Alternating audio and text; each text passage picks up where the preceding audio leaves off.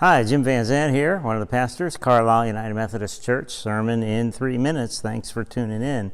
We asked one of those kinds of questions this past Sunday in service. Is God inclined to change the future because of the prayers we lift up today? Can we find any evidence of that? Well, the fact of the matter is we can find evidence of that indeed being true from the scriptures themselves. We heard the scripture last week of Peter getting miraculously released from prison as the angel comes and leads him out.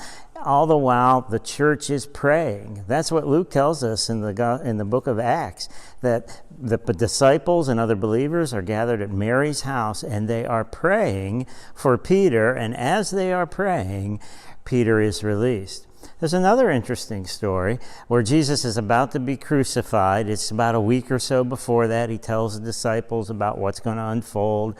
And Peter stands up. Once again, he's in the story and proudly says, "No, Lord, we'll never let this happen unto you." And then Jesus interrupts him and says, "Before the rooster crows 3 times, you will deny me." "Oh, I will never do that." And he says it again, "Before the rooster crows 3 times, you will deny me.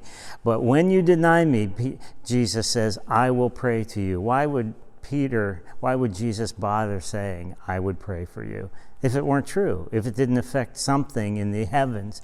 Apparently our prayers are more powerful than even you and I understand, and how they work in God's realm. It's largely a mystery to us how that all works, but God is not only inclined to hear our prayers, but answer them. How he works that out, we leave up into him.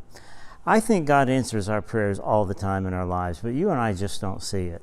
We're looking for the miraculous, the big thing, the undeniable kind of proof that God heard our prayers. Sometimes our prayers, in order to answer our prayers, might require God to suspend natural laws. Sometimes to answer our prayers might require God to take away another person's ability of free choice. Would God do those things? No, we're looking for the big things when actually it's the small things. That letter that comes just when you need it, the email that comes, the text that comes, the kind word from somebody. Those are the more of the ordinary ways in which God answers our prayers. I hope as this week goes on that you'll not see the ordinary things of life as quite so ordinary, but they may well be an answer to a heartfelt prayer. God bless. Thanks for tuning in.